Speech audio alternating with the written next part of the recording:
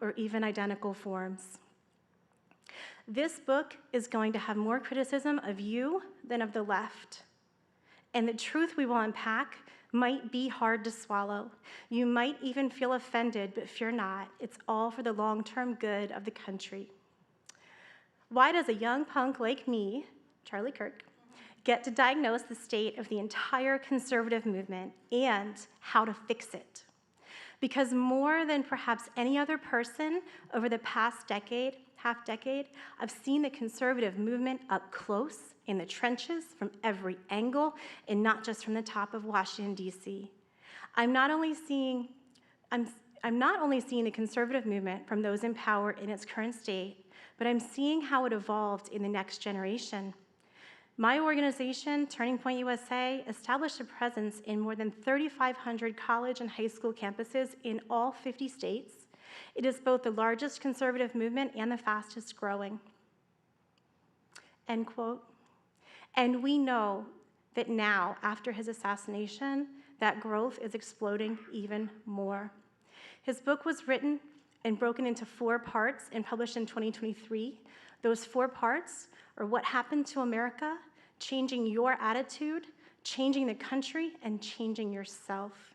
It is 390 citations that back up his claims, practical action steps, and demands introspection and action that will lead to personal betterment and the preservation of our nation. Let's keep Charlie's legacy alive, save souls, and save our nation. Thank you.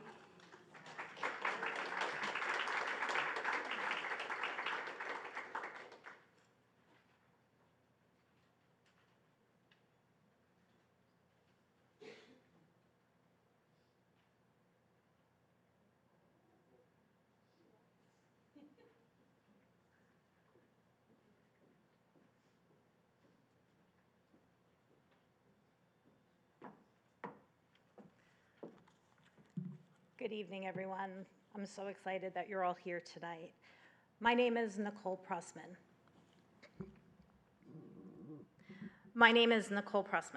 And I serve as both the chapter chair of Monroe County and the Moms for Liberty Pennsylvania Legislative Committee. Our mission is clear and urgent: to unify, educate, and empower parents to defend their rights and protect their children at all levels of government. Here in Pennsylvania, we are working to be the solution. We are the bridge between families and lawmakers. We are the bridge between frustration and solutions. We are working with families and legislators to take everyday concerns and turn them into long-term change. The Moms for Liberty Pennsylvania Legislative Committee watches closely what is happening in Harrisburg, as well as in our individual school districts. Then we take this information, and it's a lot, and I know you know it's a lot, but we take this information and turn it into plain language for you, the parents, the community. We want you to see clearly how these laws and changes affect your homes, your schools, your children, and in the end, our neighborhoods. But our work doesn't stop at collecting information. We also equipped our parents and our communities, and we equipped you to act. We create bill trackers. We create simple talking points so parents can hold these conversations. We provide testimony and call scripts, and we do this so you don't have to figure it out on your own. We will walk beside you every step of the way. Whether you have 5 minutes to send an email, 30 minutes to read a bill, or just a moment to show up at a hearing, there is a place in this work for you. And we don't do this alone. We partner with the leaders and other local organizations to protect your parental rights, because this isn't a battle we can do alone. Our approach is what sets us apart, and our tone is calm, yet courageous. We are steady, yet joyful. And we are full of hope while we are firm in our beliefs. This is why legislators open their doors to us, because we bring both facts and human stories, and the ones that matter most. Our community is growing. We began with a handful of parents, a small group of moms, and we have become a statewide team, recognized as a trusted resource. Lawmakers are reaching out to us. Parents are stepping up, and together we are providing what families are informed and united, and we are creating outcomes for change. This is what it means to be a joyful warrior. We show up strong, and we show up with hope. We don't just push back, we build up, and we do it with faith, courage, and joy. And we do this so that our children can thrive in Pennsylvania, where liberty is alive and well. And we do this because our children are watching us. And yes, I am well aware that standing up here in Pennsylvania is hard. I know you stand to be attacked, and I know you stand knowing they will come at you. But please know, you do not stand alone. We here at Moms for Liberty stand with you, and we will stand together. So tonight, I invite you, join our chairs, join our chapters, add your voice, your presence, and your strength. We need you. Be part of this committee. Be part of this organization. Be part of our mission. And know that when you step forward, you will not be alone. You will be standing shoulder to shoulder with others who have refused, who are battle-worn, and will stand as support behind you. I thank you tonight for showing up because that took courage. I thank you for your presence here, and I thank you for choosing to be joyful warriors alongside us. Thank you.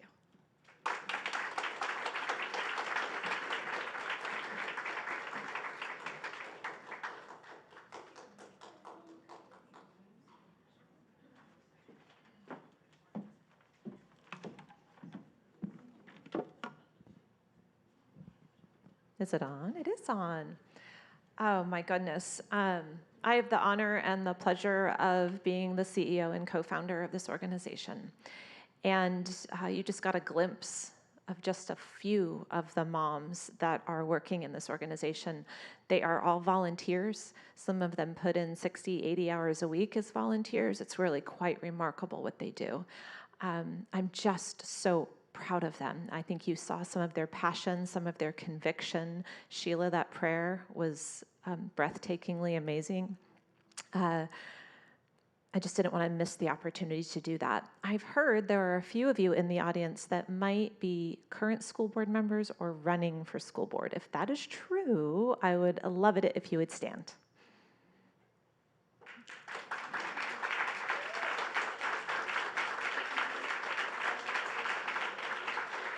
Most important, sorry front row, most important elected position in the United States, if you ask me. Thank you for your service.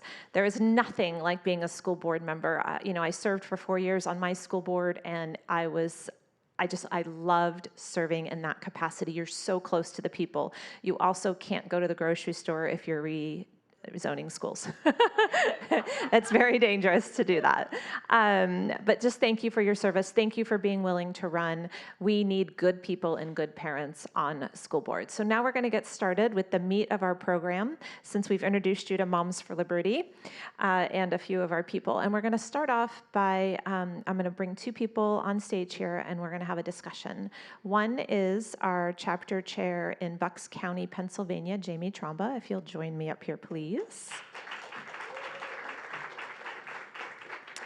And the second person is Holly Magalunga. Magalunga. She sends it so fast. Holly Magalunga. Holly is a parent in Bucks County who has, I think, an important story that I think you guys need to hear. And so we're going to start off with you, Holly. I'd like you to introduce yourself, tell us a little bit about you, And then I just want us to dig right into your story. Okay. My name's Holly Magalengo. I'm from Bucks County, from Quakertown. And I have 4 daughters, one of which had to race against a boy on September 11th, 2024, and multiple times since then. Said boy was from Plymouth Whitemarsh and Colonial School District, and my daughter ran for Quakertown School District. And this happened on a regular day. I had just started a new job, so I couldn't go to this cross-country meet. My daughter went, and I got a phone call, and my daughter was crying. I thought that maybe something really bad happened, like a car accident. So right away, your heart sinks when you've raised 4 daughters that rarely cry, and one of them's crying on the phone. And from that, she said, no, I came in second. And I said, well, second at a cross-country meet is really good because, there's a lot of people racing in a cross-country meet. And she said, yes, but I came in second to a boy. And at that point, did you know there were boys participating in the sport at all with your daughter? No, it's a girls' cross-country meet. So it was supposed to be girls. So what happened then? Hold on, what was going through your mind at that point? I mean, have you heard that this was happening in other places? You've seen it on the news, or you just I knew completely it was perplexed? happening other places. And to be honest, like a few years before this, there was another race where there was evidently a boy in there. It was the same boy. But it was a race where my daughter typically doesn't race in a 200. And it was a 200, and she raced him. And it was one of those, so this goes back to like 2023, maybe? It was one of those moments where I didn't know what to think. I thought maybe he got pushed into the race because he missed his race. You try to be logical. You start with logic, and you're like, well, no one else seems upset, and you look around. Well, let's fast forward to last year. What happened was, and I think I'm getting in trouble for it, because when she raced against him, she kept up neck and neck with him through the race, and then he blew her away in like the last moments of the race. And while she was racing with him, because it's a long race for cross country, she said, why are you racing? Why are you racing against girls? You're a boy. And that's all she said. But that was enough for right after the race, they approached her. They said there's going to be a meeting with the athletic director. They went to the coaches and said there's an issue. And so now not only did she just speak up and say, why is there a boy racing against me, but now she's in trouble for it too. Let's go back to the phone call. As a mom, I just want to know what kind of counsel and guidance did you give her at that moment? Because was there anything you could say? It's like one of those moments like, oh my gosh, and she's mad. She's mad, but she's mad and crying. And as a mom, I said, it's not right. That's the first thing that comes to your mind. It's just not right. And, now I've had a lot of time to think about this since then. And I don't feel any differently than I did right after that race. I still feel the same way. There's a reason there's girls' sports, and there's a reason there's boys' sports. It's fundamentally comes back to something, and that's what I still think to this day. It's as simple as that. There are men and there are women. And you probably have been called names. Have you been speaking about this publicly yet, or is this the first time you're sharing this story? Just locally, and then on like the Donna Stenslin show, radio.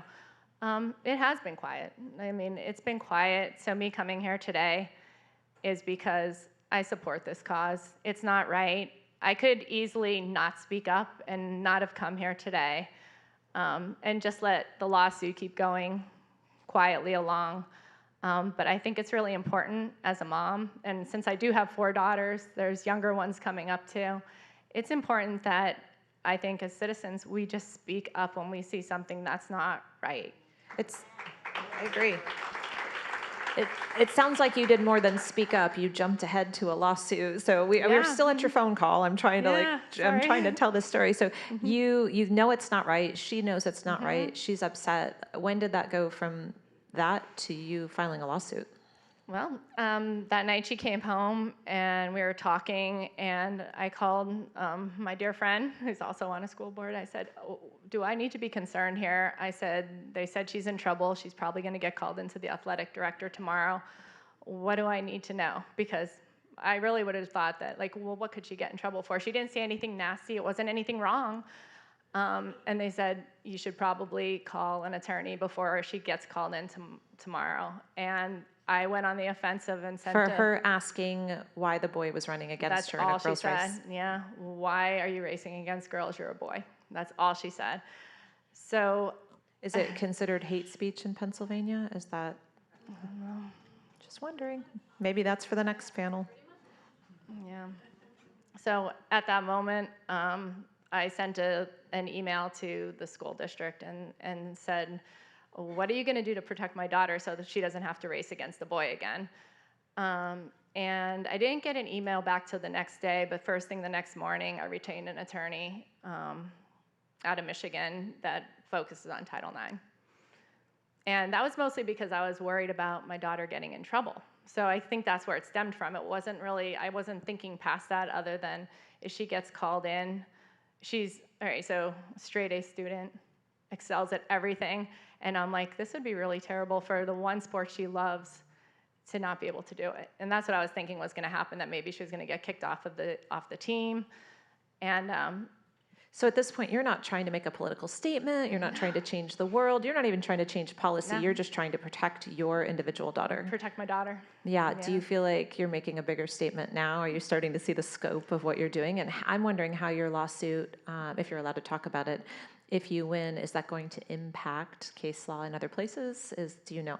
I think I would hope that it would. I hope it would protect other girls. I mean, it's about my daughter now, but it's not. It's much bigger than that. It's about protecting all girls. She's not the only girl that had a race against him. And the fact that I'm the only parent that brought this up as a lawsuit also sort of, it makes me question. Makes me question all the girls that were on his cross country and on his track team that were racing with him, why nobody was able to speak up. Why do you think that is? How's your daughter now, and is she vocal about it too? And why do you think that others, have they still not come forward? Like no one's joined, also file a lawsuit? There's been nothing, just you. It's just this one on this situation that I know of. Basically, we have just appealed to the Third Circuit. So that's where we're at right now. So did you lost? Yeah, we lost. Okay. Yeah, it was dismissed. So we appealed just in the last month. What do we think your chances are there? Attorney give you any? No, I don't know. I don't know what the answer to that is. I'll have to let it play out. But I think the important thing, and the thing that's most important to take away, is just that there are males and there are females. It's been like this from the beginning of time. This is not something new, and it should not be something controversial to talk about. And it's sad that we have to sit here and talk about it, but I will. And I will say that here's the thing: at the end of the day, I really don't care what your background is, where you come from, what you want to do. I think if you're over the age of 18, have at it.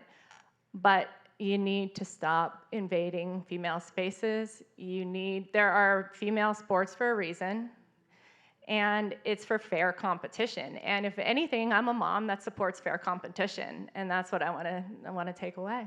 Yeah, all the women in the 70s, 60s, 70s, led up to Title IX that fought for this. Where are they now? What are they doing? And I did an interview earlier today, and they said, "Where are the feminists?" And I said, "We're the feminists now, I think." I think so. Yeah, I think so. And it makes me proud as a mom, because I'm really proud of my daughters, and I really want them to not be afraid. And we do know, speaking up, what it could bring now. But I think I'm just logical, and I'm like, that's silly. That's silly, and we all need to take a really big step back and say, we're talking about biological sex here. It's the one thing that has defined humanity from all time, There is not something that has changed other than people trying to change the word sex with gender. And again, do whatever you will, but don't invade female spaces, don't take away their sports. And any person who wants to call themselves something else still can compete, but just compete where you're meant to be, because all of the plastic surgery, I mean, really in the world, is not going to change someone's sex. Amen.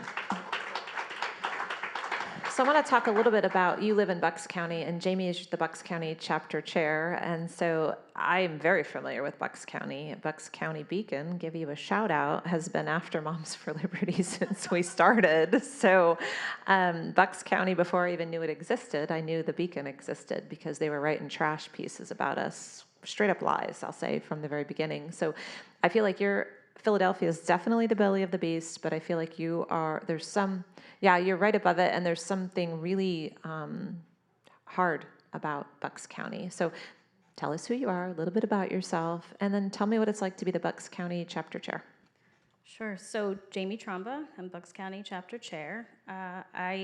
Beacon loved to do a piece on me too. I came across and said the very same thing I'm going to tell you all tonight, that I felt very called to this position and this organization when I saw what was happening. I have 2 young boys who weren't even in school yet when 2020 was going on. And I just knew it wasn't right. I knew what was happening wasn't right. I knew my 2-year-old at the time didn't remember what it was like to go out without a mask on, that was an issue.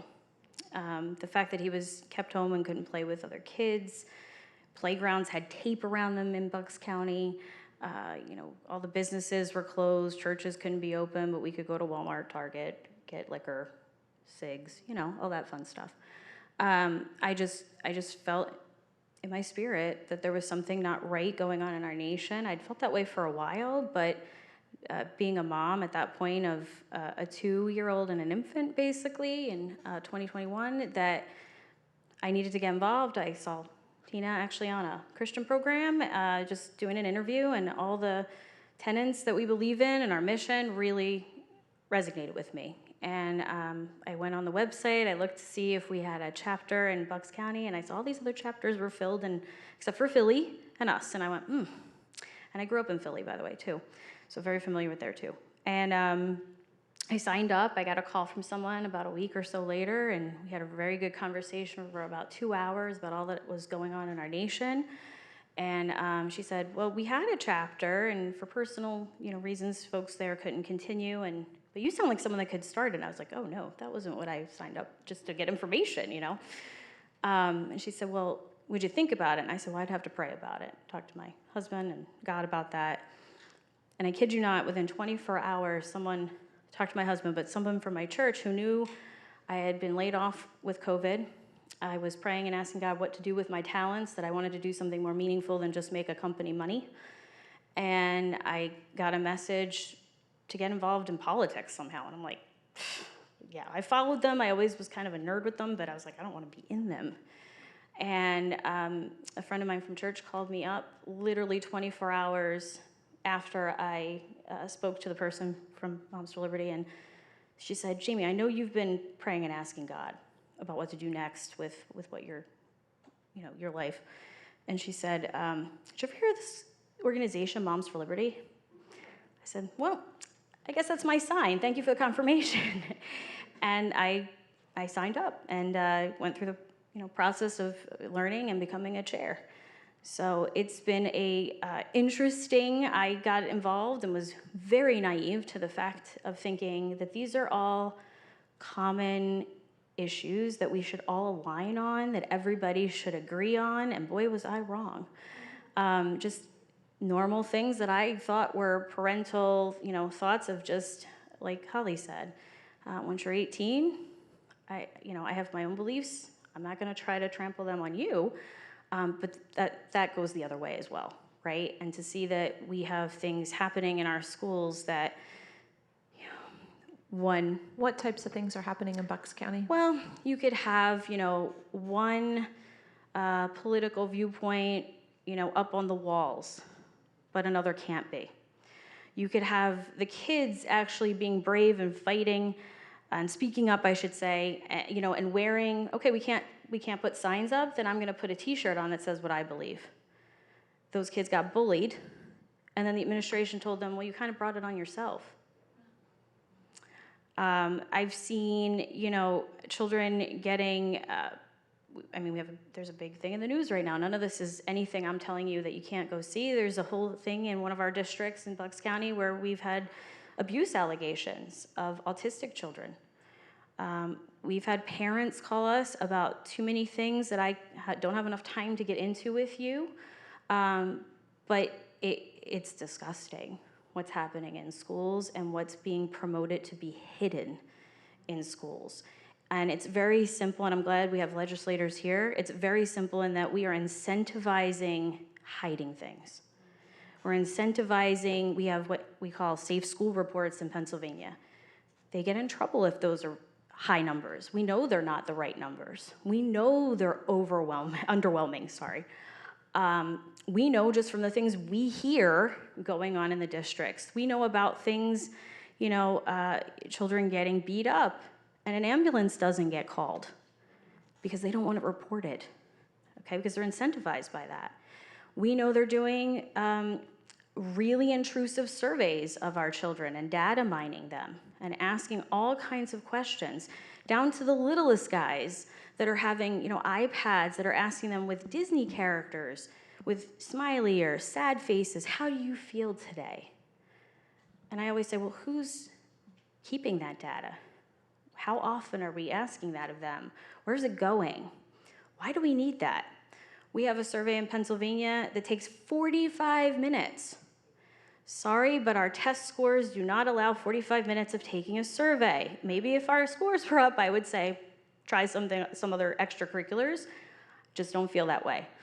For the record, Pennsylvania, a third of kids in Pennsylvania in 8th grade can read proficiently, a third can do math proficiently. And if you want to look at Philadelphia, 15% can read and do math proficiently in Philly. So you're right, there's no time for surveys about emotions that they're tracking and storing that data. And then what are they going to do with that data? It's a great question.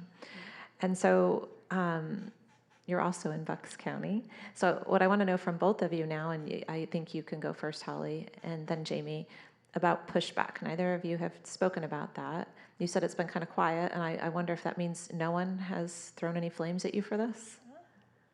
I'm almost scared to say it, but not many flames have come our way. I mean, on social media, yeah, a little bit on social media, surrounding the stories, the very few that have been covered.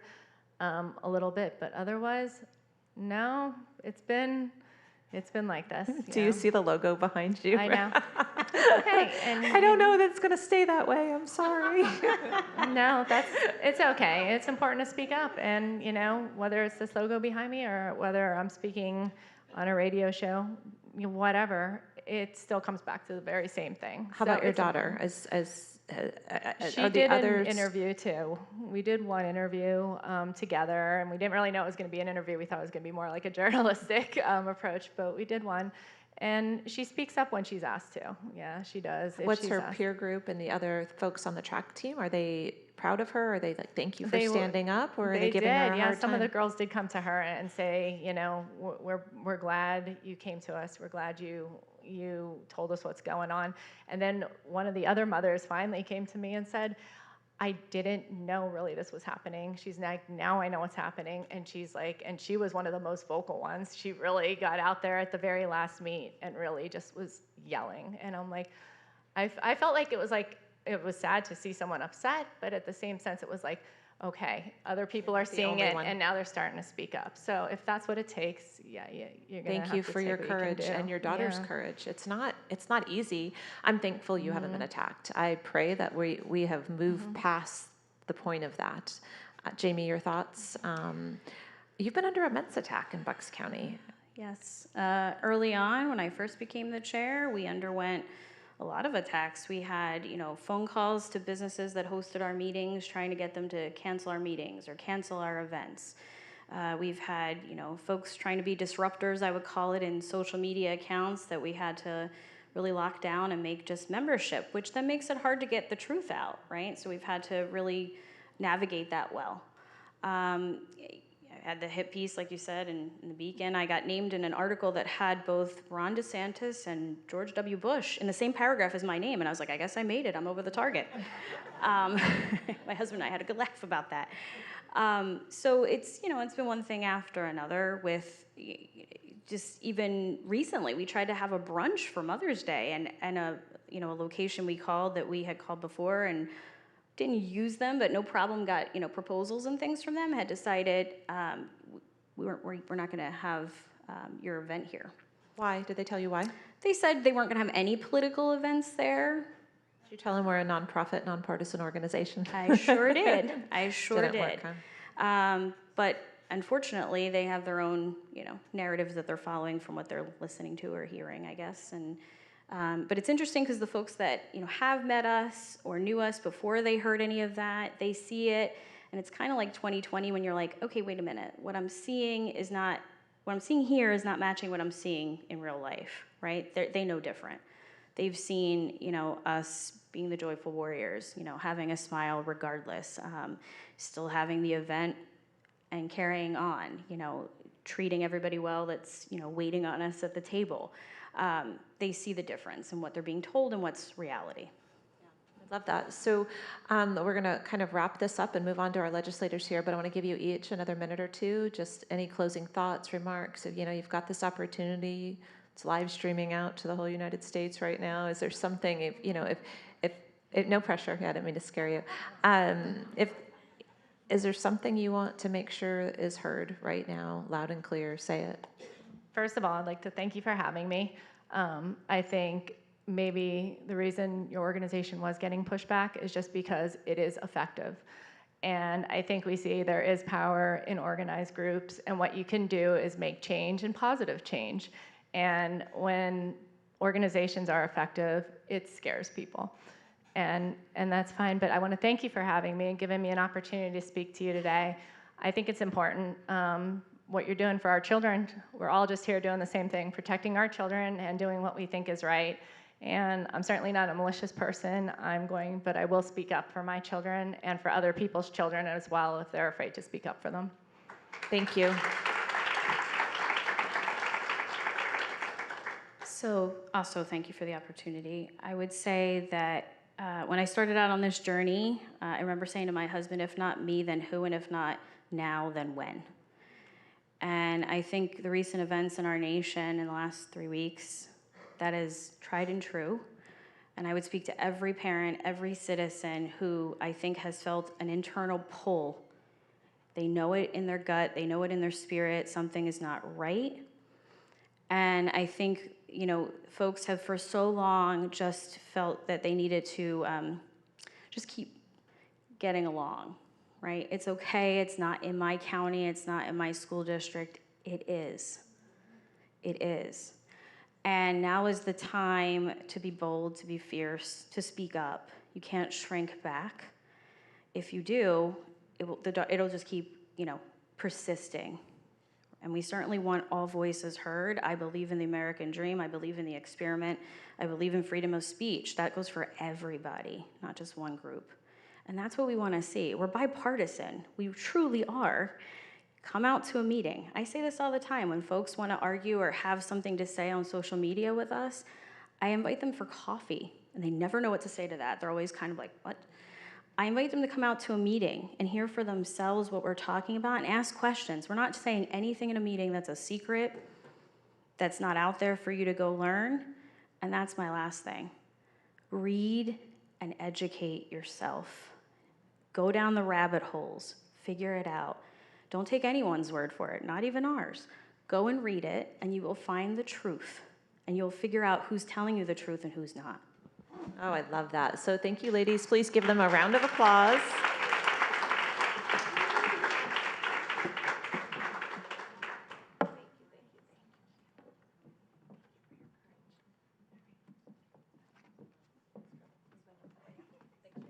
If our legislators could join us, please.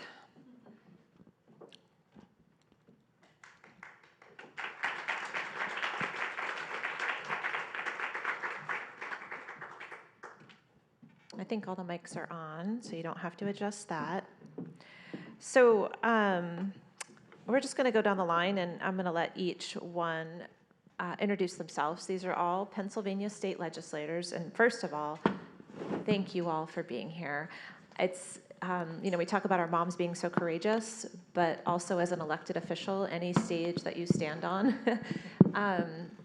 comes with pros and cons, I guess. And so we are grateful for you. We are grateful that you see who we are as an organization, that we're here to open up to anyone that wants to ask questions of any political party or political persuasion or any side of the aisle on issues that you have.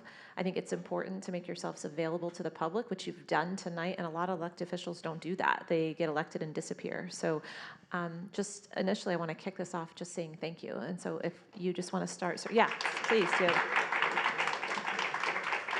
Even if you don't agree with everything they vote on, I mean, making themselves available and listening is so important. And being here to talk about education and parental rights, to me, of course, is the most important. So if you would like to start off, please. Yeah, so thanks for having me. I'm Joe Diorsi. I represent the 47th Legislative District in Eastern York County. I've focused a lot of my time in my nearly 3 years on education. I serve on education with Rep. Anderson and Rep. Gleim. School choice has been a real focus for me. I think the lack of school choice is a modern-day civil rights issue. You discussed the putrid scores. I think school choice in a lot of ways solves that. It creates healthy competition, and a lot of the states that have done school choice, like Florida and Arizona, you're actually seeing that competition, that natural competition, raise public school outcomes. I say it all the time, and you'll hear it from Mark too. I'm a product of the public school. My mom was a public school teacher. I'm not anti-public school, and I'm not anti-teacher, but I am pro-kid. And what we're doing, the system, does not work. I've also focused my time on free speech, particularly in higher education, and I'm a co-author of the Dads Defending Daughters Act, which we may talk about. Yeah, I want to get into that one. But first, we're going to go to Representative Gleim.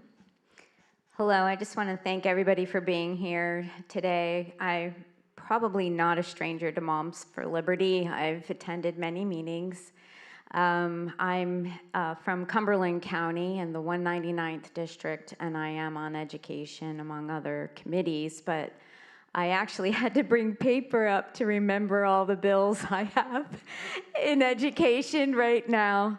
So I have the limiting cell phones in schools. I have removing obscene materials from school libraries. I have the Honesty in Teaching Act, which defines indoctrination. I have the Women in Sports bill, and I have the Minor Consent to Treat bill. So if you want to ask anything on those or anything else, it's fine. But I'm very passionate about education. I served on the Cumberland Valley School Board for 8 years. I am also the chair of policy for the American Legislative Exchange Council in Education, which is more of a national organization on policy. So I have really delved into education, and I'm just very humbled and honored to be serving with the colleagues that are up here with me today as well. Thanks. Hi, I'm Mark Anderson. I represent Northern York County in the 92nd District. First, let me say before I start about me, Barb Gleim is the hardest working person. It's true. I say it everywhere. She gets embarrassed by it. But regardless, agree, disagree, she works harder. I think she only sleeps about 2 hours a night, if that. But she also runs a farm and does more than the rest of us. We all try and work hard, but, well, most of us, I guess, some of us. My story is a little bit unique. I didn't aspire to politics. I've been a history teacher for 27 years, 25 of those in the public school system, 20 and a half in Northern High School, a half because I had to come do this after November of last year. Some adults had approached me about possibly running. I said, absolutely not. I love my job. We're empty nesters. I'm a new grandfather as of 2 weeks ago. So, yeah, so, you know, and I spent like 7 in the morning to 9 at night at Northern High School. I just loved my job. Talking to my pastor about it, my pastor said, Mark, how many people and who from our community has asked you? And I told him, he said, you might want to put the brakes on this, and I think we should pray. And you know, when a pastor asks you to pray about something, you're probably going to end up doing something you don't want to do. So we just prayed for clarity, that's it. And on Friday, similar, I was inspired by your story, I totally get it. 4 students walked into my room, 2 boys, 2 girls, 11th graders, said, Mr. A, we don't want you to leave, but. And then they each made their case why I should run. And then they told me how I should run, and all of the things that I had taught them over the years, they brought back and said, you said we could do it this way. So everything that I do is through the lens of those 4 kids. I have 4 letters in my top drawer of my desk in the Capitol. That's the only letter, the only thing that's in there. And that is challenging me to do things the right way. So everything I do is through the lens of students, of kids. Teenagers have been my life's passion. They've been my whole life. So education is obviously what is most important to me, so I'm honored to serve on the education committee, amongst other committees. Labor and industry is another, and free market reforms is another passion of mine, but education is number 1. I'm Jamie Walsh. I'm from the 117th Legislative District, which is part of Luzerne County. And really, I never expected to be up here. This was never a passion of mine. It was never on my radar. But when at the time, our kids started getting, basically, I call it abused in school. My son was 14, and my daughter was 7. And I felt like if I don't stand up for my kids at these school districts, who else is going to do it? And I quickly learned that not many other people will do it. I started an organization called Citizens Advisory of Pennsylvania, which is a parental rights organization. Right around the time that everything was happening, what really escalated me to consider getting involved in politics was there was a program that was being put into school districts, and it was being disguised as mental health treatment for children, which I'm all for if a child needs assistance with their mental health. But I found out that the company was from the United Kingdom, and they were teaching gender ideology under the disguise of mental health for our children. And so I did a documentary, which is still available on YouTube. It's called The Truth About Kooth, K-O-O-T-H. And it got like 55,000 views, which, you know, at my age, that's viral. You know, 5 views is viral at my age. But, and it got the microscope from our legislators to take a look at this. And I'll never forget the first time who is now my colleague, Stephanie Shalaba, did a Facebook Live on Kooth. And I about spit my lunch out as I was watching it because I could not believe somebody is actually listening, because none of our local legislators were listening to me or any of our group. And thank God, and I've never publicly thanked Joe Diorsi and Barb Gleim. They had a huge impact in having it completely defunded by the state of Pennsylvania last November. And I want to thank you for that, because I know it was falling on deaf ears locally. I found out that some of our local politicians were involved in the program. I found out that one of our local politicians' sons was the lobbyist for the program, and that's all in the documentary. It's absolutely unbelievable that people would sell our children out to make $1. And that's what motivated me to finally say, what am I doing here? I'm a small business owner. My brother was my business partner. We owned a seamless gutter company, and now I'm a state legislator fighting for your children every day that I'm here. Thank you. My goodness, I've never, other than Barbara or Representative Gleim, I've never met any of you, but your stories are close to my heart, and I feel like you're my people already. So I think we're going to have some good conversations tonight. I'd like to start with your bill. What was the title of it again? Dad's Defending Daughters Act. Dad's Defending Daughters Act. Can you tell us a little bit about that? And is it filed right now? What's the status of it? Give us a little more information.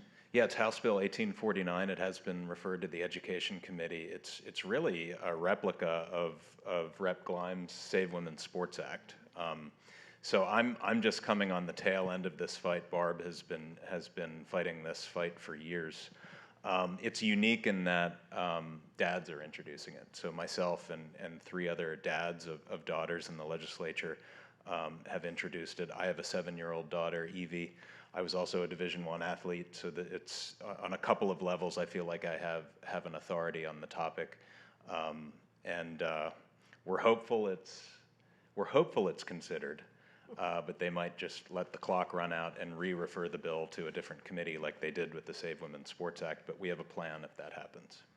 Can you share the plan, or is it secret, super secret? And if you do, it would destroy the.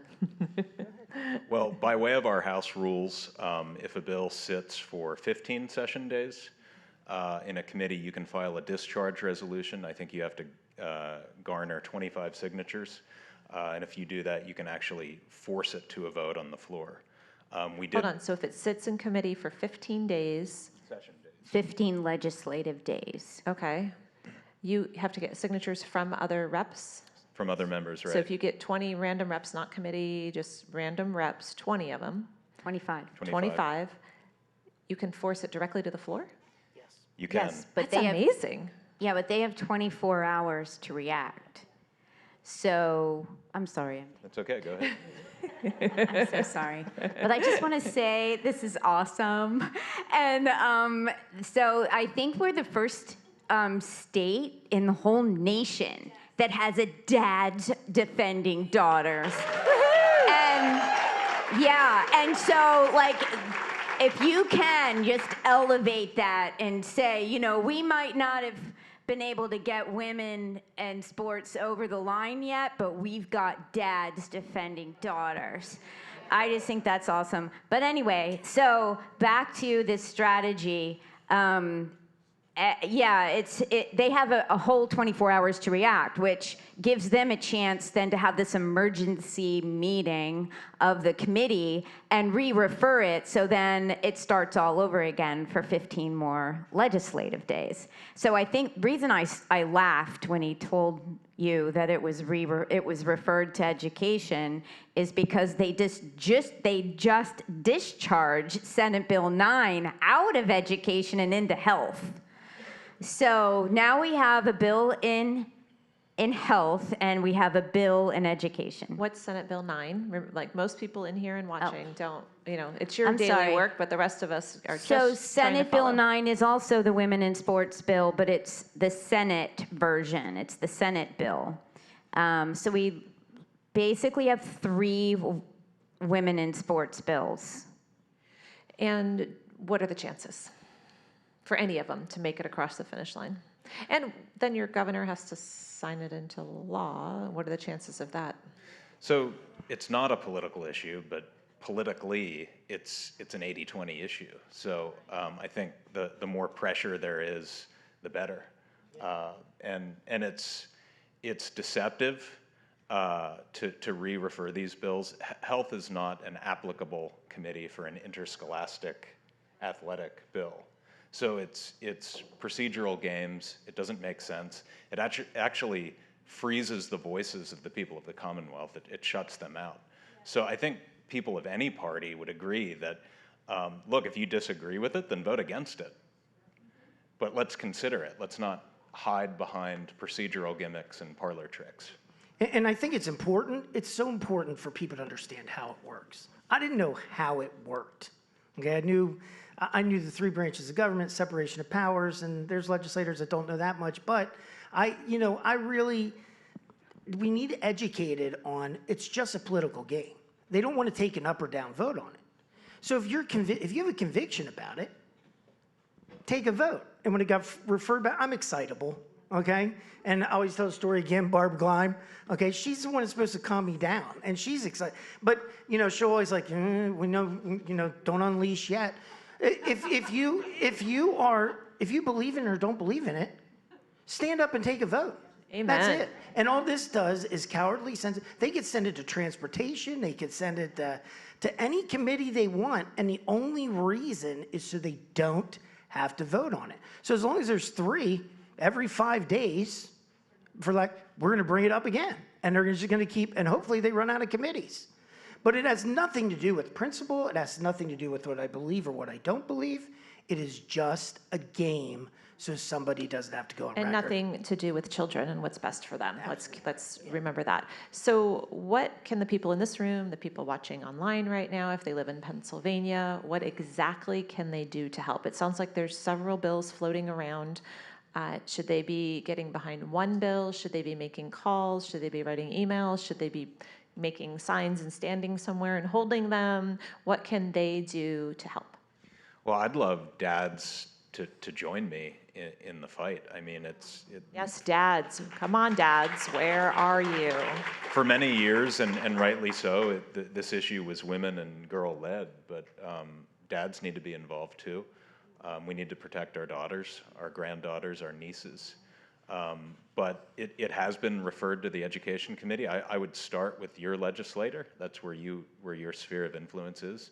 Phone or email your legislator and tell them that you support it. And then I would go to the legislators of the Education Committee and voice your concern and demand that it be called up for consideration. Yeah, and I would also email and call the House leader on the Democrat side, because a lot of times he Who is determines. the House leader on the Democrat side? Most people don't know. I'm sorry, Representative Matt Bradford.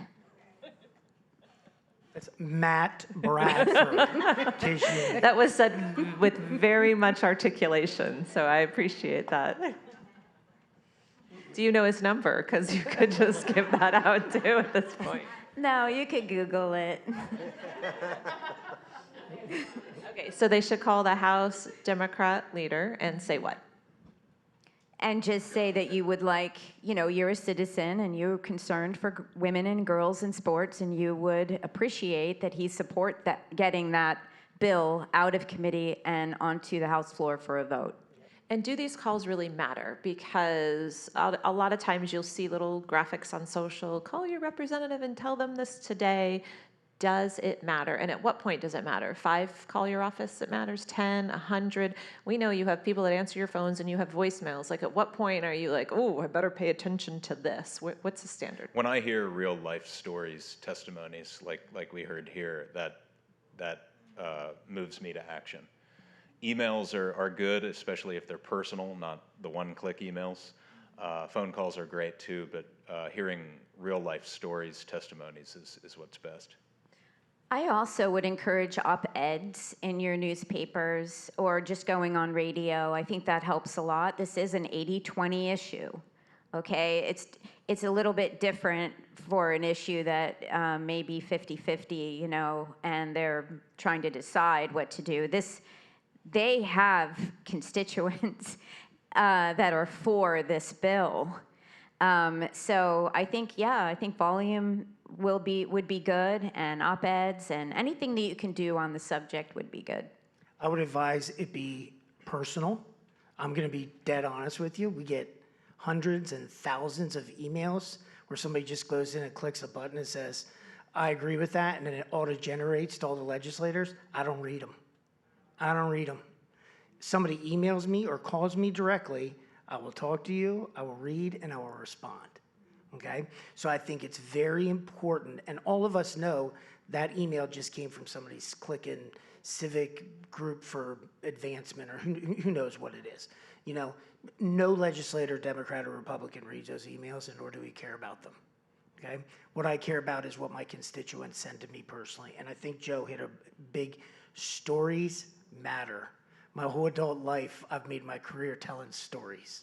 Stories matter, real life.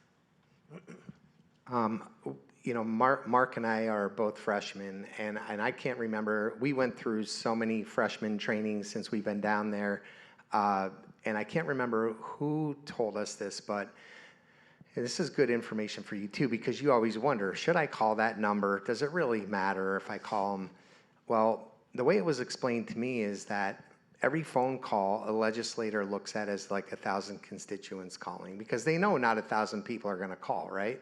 So if, you know, we each have around 65,000 people in our district. So if we get 20, 30 phone calls on the same issue and are, you know, at our district office or in Harrisburg, and we're hearing from that a lot, or again, 20 or 30 people that send us a personal email, that's very effective. You're actually a lot more effective than you think if you look at it that way. So the next time you see a number come up, don't think, hey, is this really going to matter?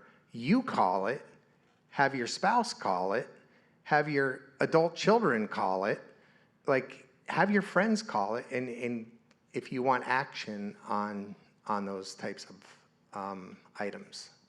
I love that you said 20 or 30 people, because most Moms for Liberty chapters, even though some have hundreds, a few of them have thousands, they all have 20 or 30 people. And so for us as chapters, if you could just get, even, they don't even have to be showing up to a meeting every month, if you can get 20 of them in each of your chapters, we have 26 chapters in Pennsylvania, think of the impact you could have on any of these bills that that are up right now, which I would like to talk a little bit about some of the other bills you guys are working on.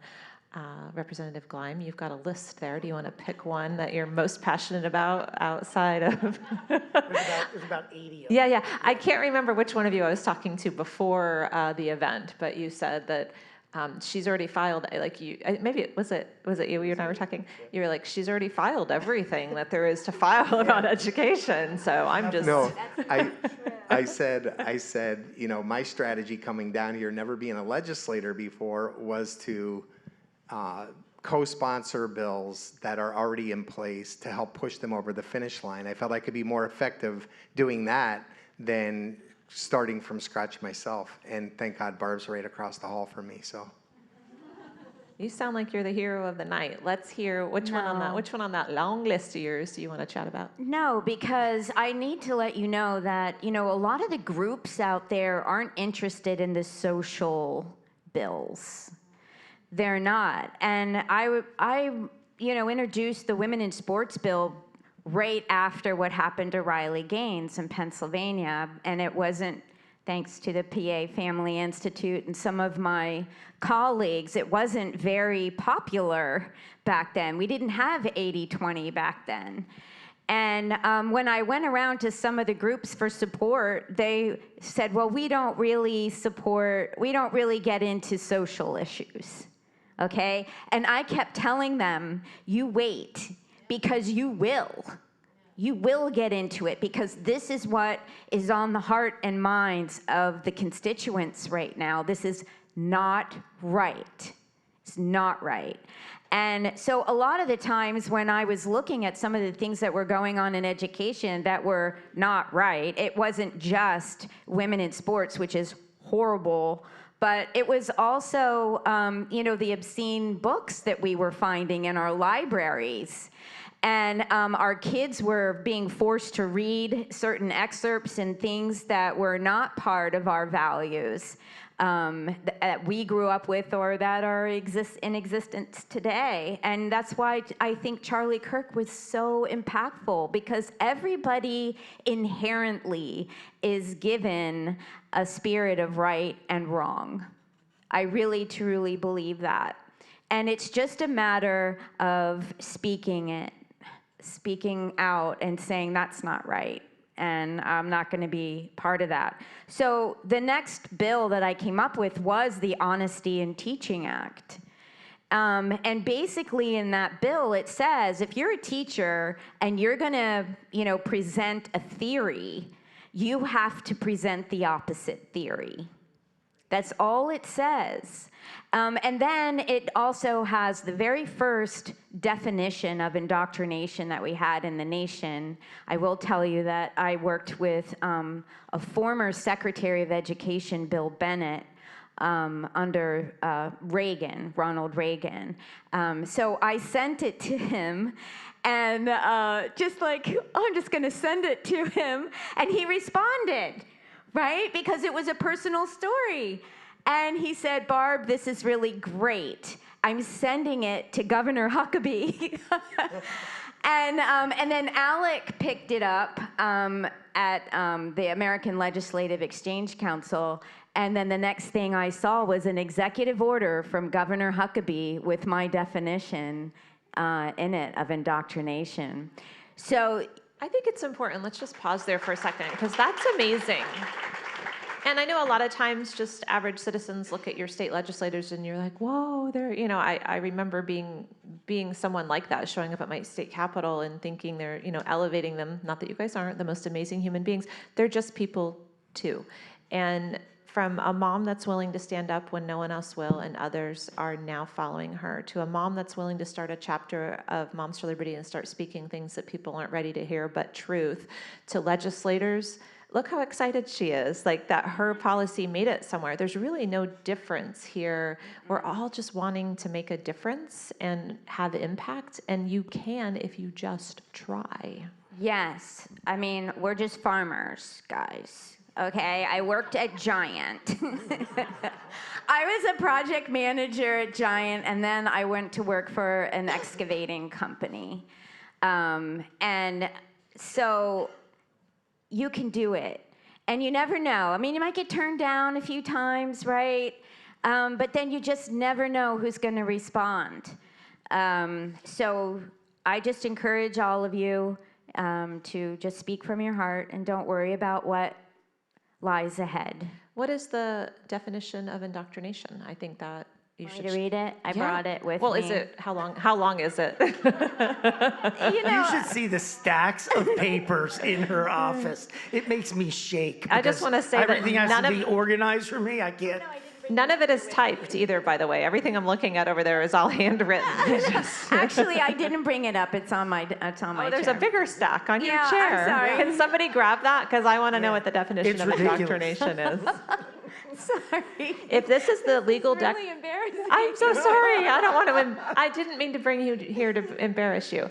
But if you are behind the established definition of indoctrination, I think we all want to know that. And those that are watching at home, even legislators from other states, let's get this going everywhere. Okay, so here is the definition of prohibited indoctrination.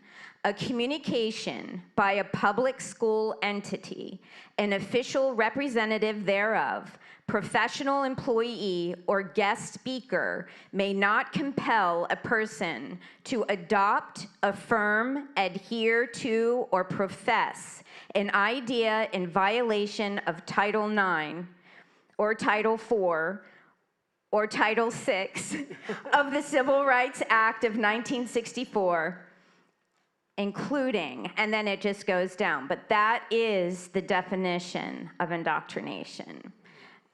So for example, you're saying, I mean, that's kind of for compelled speech too, but you couldn't force me to call you he.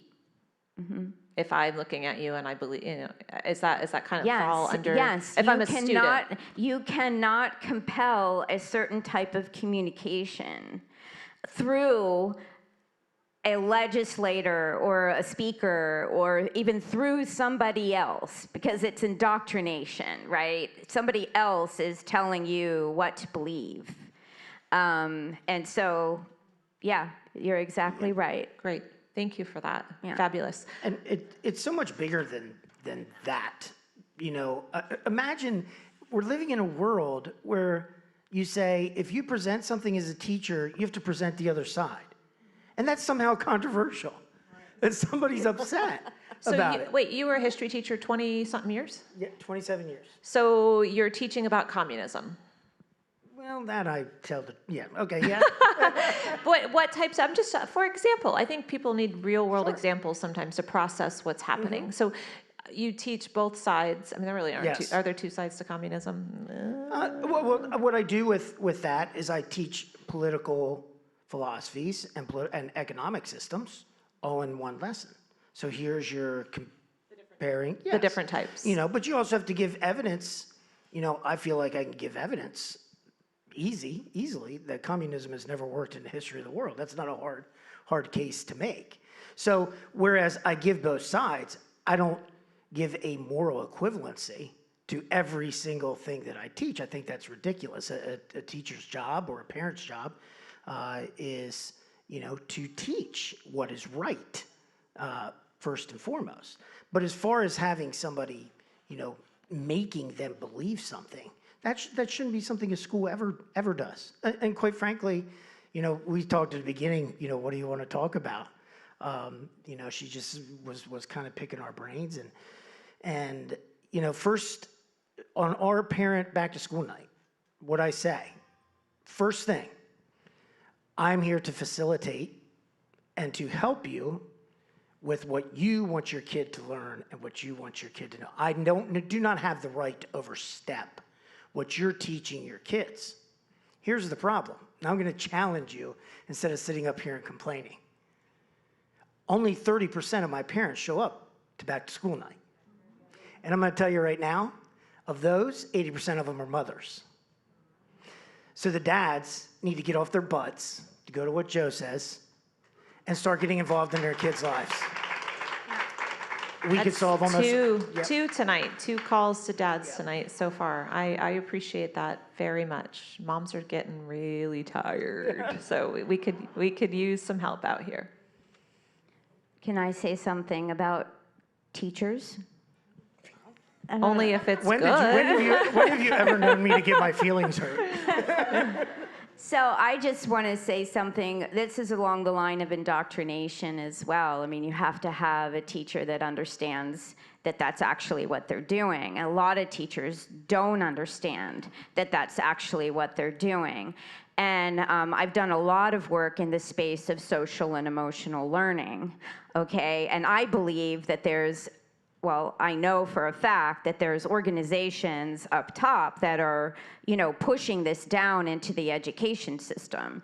And, you know, I'm probably speaking to the choir here, but if your school has, you know, like a Character Strong or like one of those type of, you know, programs where they're teaching the whole child type of thing, what's happening is you're given that social and emotional learning to the students, and then right after that, you're giving them their surveys, and you're not allowing them to opt out, okay?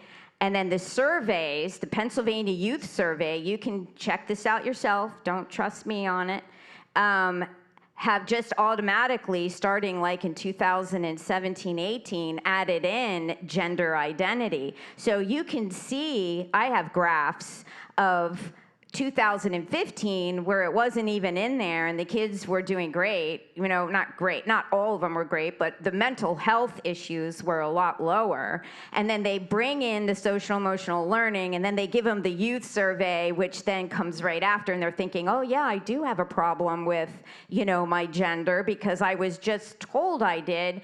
And then, you know, what happens after that is their information then is uploaded to the School Safety and Security Committee, okay, and then they take a look at the data and say, this school has an issue.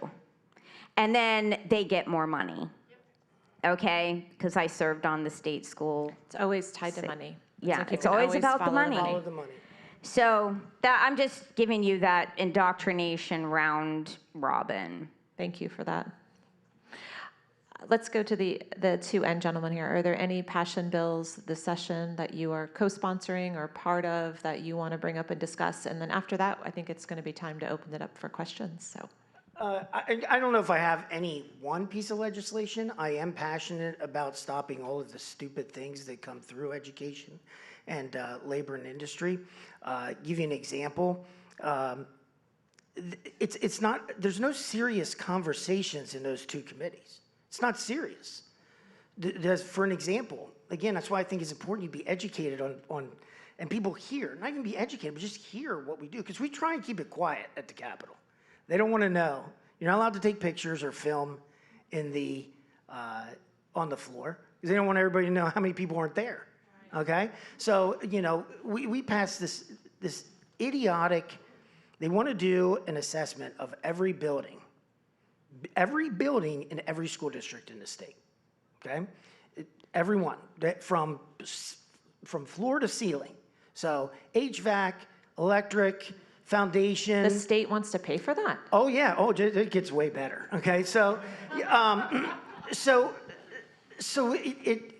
they want to do it, and everything is in the guise of for the kids, for the kids. This isn't for the kids. It has nothing to do with kids. So I asked a simple question: how many buildings are there in public schools in Pennsylvania? Crickets. So, well, there's 2,952. But they had just passed an amendment that said, we're going to include athletic facilities, maintenance buildings, and administrative buildings. So I knew they were going to do that because I read the amendment. So I said, that takes us up to 4,300 buildings that you're going to assess. So then I said, how much does it cost per school district? Crickets. Nothing. They sit there and look at you. They won't even answer the question because they don't know. They still voted for it, long party lines. They voted for it. And I also told them that because I looked at a hearing where a group that does these assessments said it costs $100,000 for every district just for the HVAC. So we're going to give $50 million to make sure the heat and air conditioners work. But remember, they're checking electric, all of the environmental stuff, all of those things. Finally, the chairman said the quiet part out loud, said $500 million. $500 million. $500 million. That's 5% of the entire Pennsylvania budget on one piece of legislation. They voted for it. We'll be voting on the floor. Stay tuned for my floor speech. It'll be a good one. So stopping any stupid stuff that comes out. My biggest passion, I've been in a big fight on cyber charters. I followed the chairman all around the state when he had his hearings, to every single one of them. I see one issue.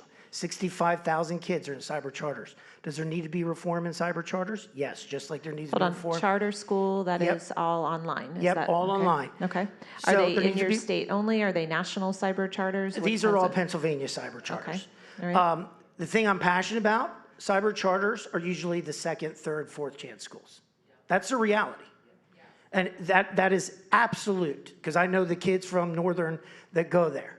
Okay? The people that are at the top of that are valedictorian don't go to cyber charters. It's the ones that are second, third, fourth. 65,000 kids are enrolled. The three of us on education said, we are willing to sit down and work out a compromise for reform for cyber charters, for public, all that. Wouldn't do it. The reason is because they get $20,000 checks from PSEA. That's the reality. Follow the money. So when I look at them and they say, we're going to cap it at 8,000, that'll drive all the cyber charters out of business. Half of them, all except for the biggest one, CCA, will go out of business within 2 years. I looked, every person in that committee who voted for this piece of garbage legislation and said, what are you going to do with the 65,000 kids? Wouldn't even answer the question. Two of them laughed at the question. I have nothing. They laughed, thought it was a joke. This is a joke.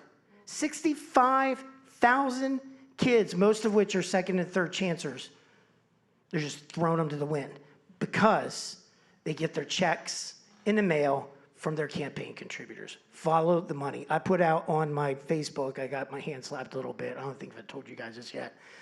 The majority leader, how much money he brought in the last election cycle, which, by the way, was $4 million, if you're wondering. And somebody said, how would you like it if we did it to you? I said, you can put up my $1,800 I have in my campaign account. That's perfectly okay. Yeah, I don't mind. But you follow the money. And so my passion is stopping just the absurd things that come out of that education committee. Because we're in the minority, another thing you need to know, if you're in the minority, you you don't control anything. A chairman of every committee can kill a bill or pass a bill. That's it. That one person in that does everything. And, you know, the opposing party, they're good at it. I'll give them credit. They stick 102 every time. 102. I asked the ones that I get along with, I said, so much for open-mindedness and free thinking in the liberal, you know, because they vote the same. I've had people tell me, I don't really want to vote for that.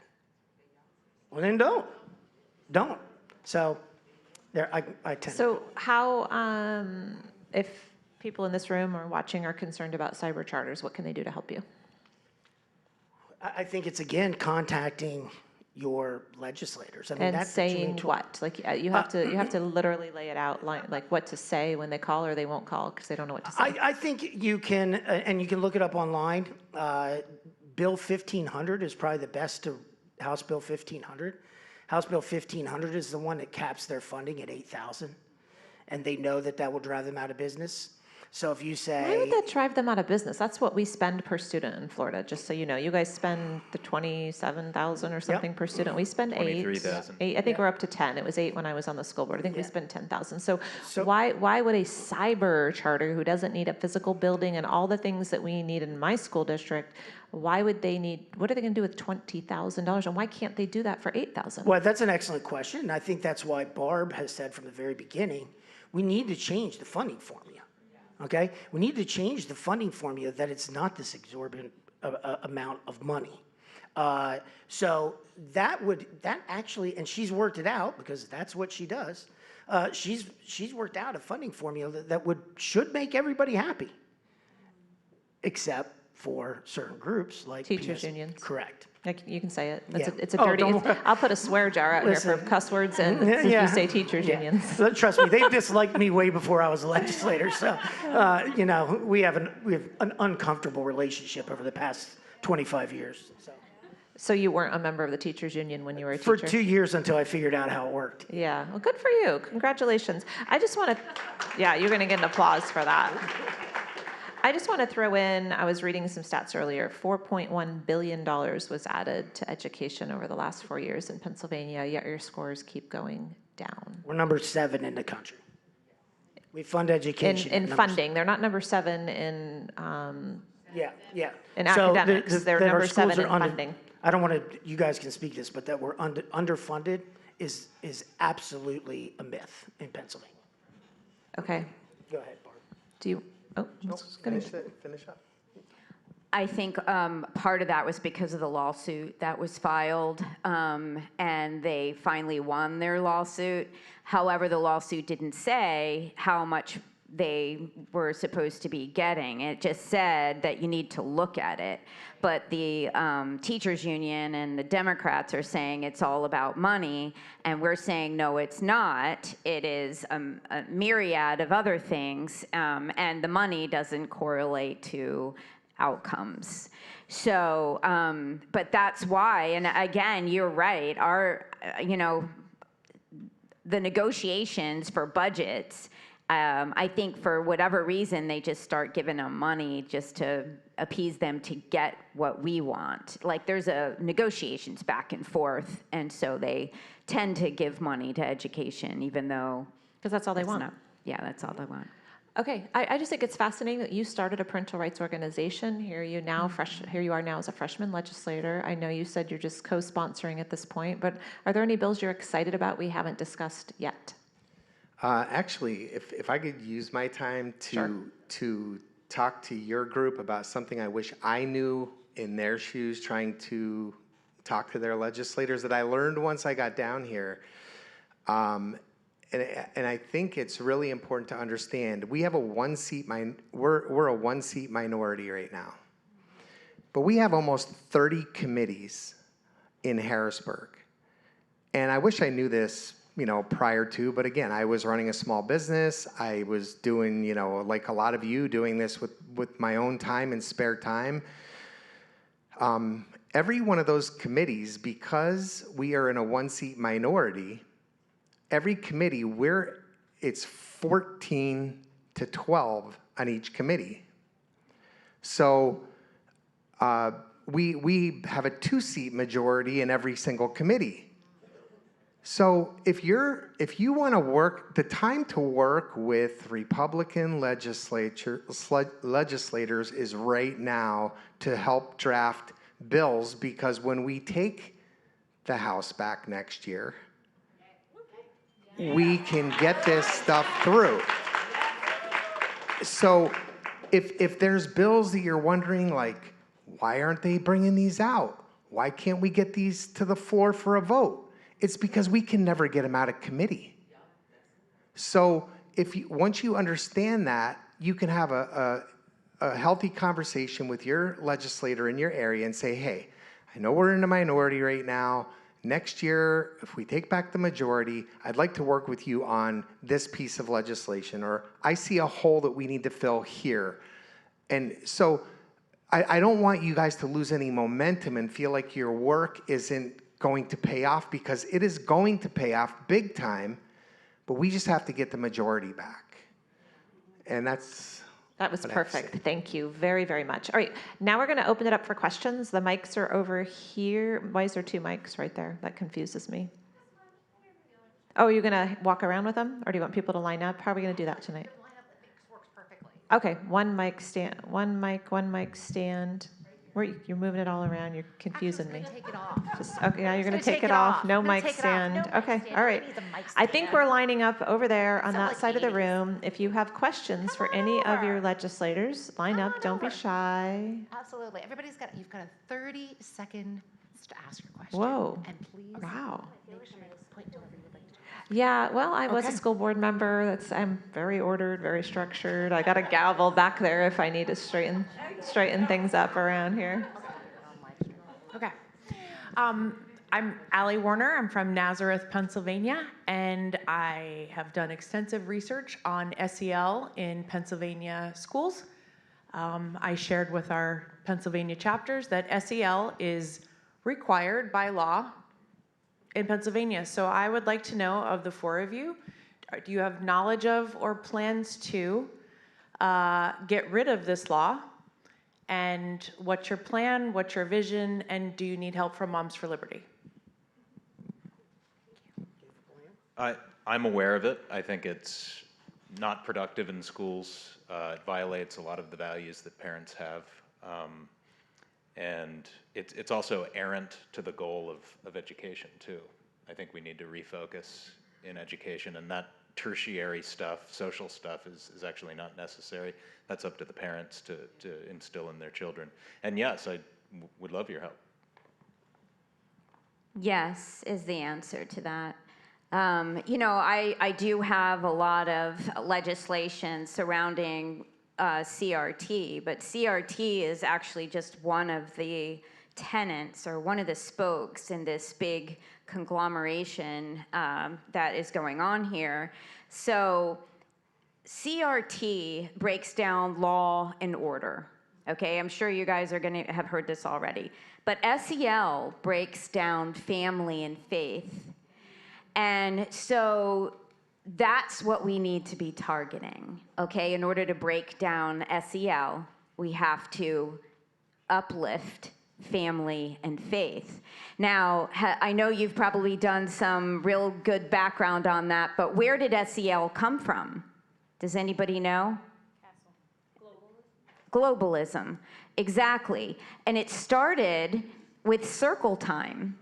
It is basically a Buddhist concept, okay, of everybody sharing in a circle, getting people to have empathy and sympathy for whatever you're going to say, and then, sharing the victimization and all of those type of things. And so we have to, because of how it's been instituted, we have to get it out in that same manner. So it's embedded. We already had this conversation about things being embedded. We did fight, CRSE, which required that teachers had to take certain tests in order to get their certifications in order to teach it. So we fought that and got that out.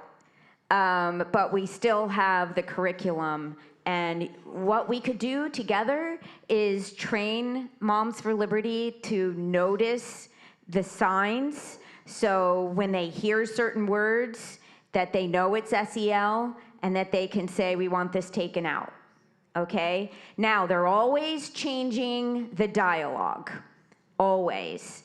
The last thing, I just pulled down, I'm sorry, I'm gonna look at my paper again. No, look at your paper, but I do think, I think I for answered this it? group, yeah, well, kind of, but I think it's very important for this group that they know exactly, so should this be handled at the school board level? Should they be taking it to the school board and fighting? If that doesn't work, do they come to you? Is there a bill in the works? Was there already a bill? Did it get shot down? Like, where is this actually going to be stopped? And for the record, I did a town hall in Iowa, and I can't think of her name right now, but they had a great bill that got it out of Iowa schools. And so I don't know that you could get it through here in Pennsylvania, but it's a good bill.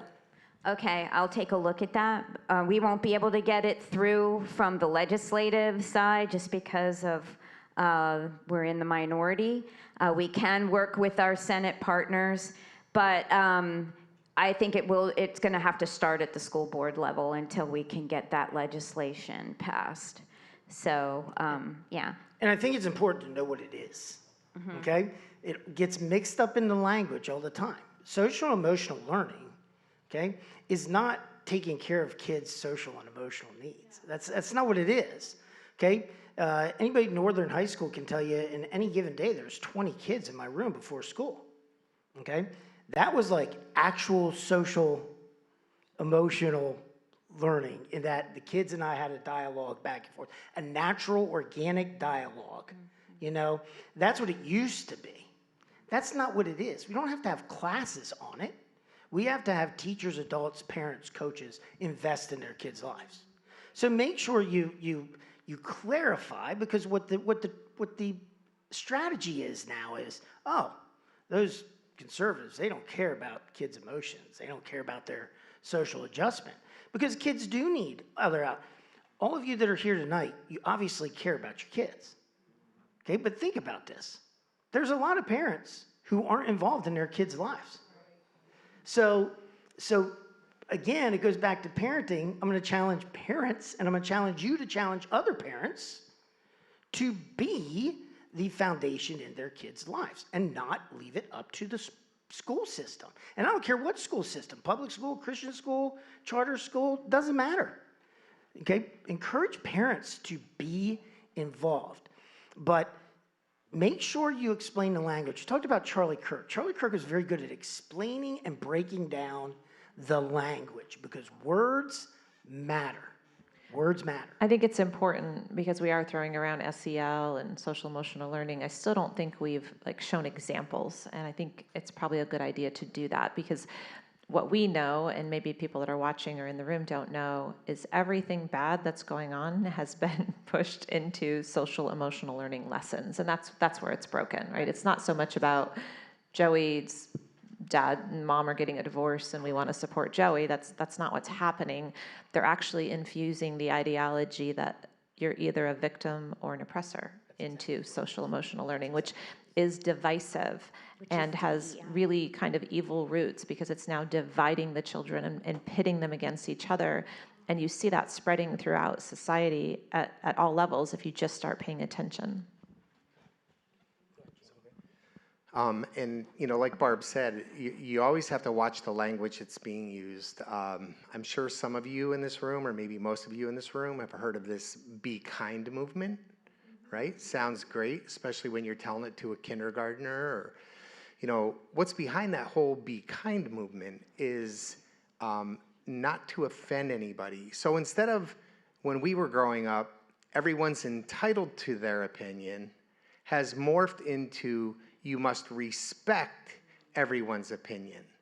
And so that whole Be Kind movement is teaching our kids that no matter whether they agree or whether they disagree or not, they have to just shake their head yes. And that's the type of language that is being morphed every year, and they're ahead of us. And gender ideology's been infused all through it. We could go on and on and on, but we're going to get to some more questions here. So I have a question/request. We know that we have, this long delayed state budget argument, for lack of a better term, going on. Why, if we have a majority in the state Senate, are we not holding them hostage, let's say, in clarifying the definition of sex? Because we see all of our school districts spending a lot of money defending what they decide at the school board, what that is. And it could be settled, and we could save a lot of money for every school district and make sure that money goes to kids learning instead of fighting lawsuits if we did this at the state level.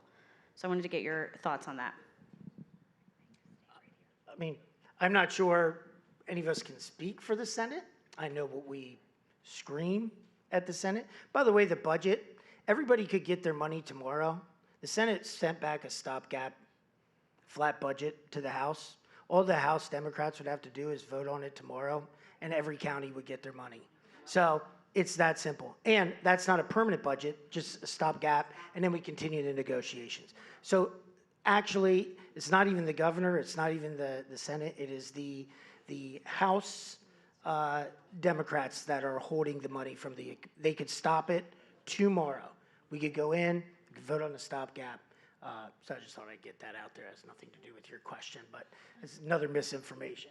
Yeah, I just want to respond to that. I know that in almost every bill that is being passed, if there's something in it that alludes to that, the Senate is changing it.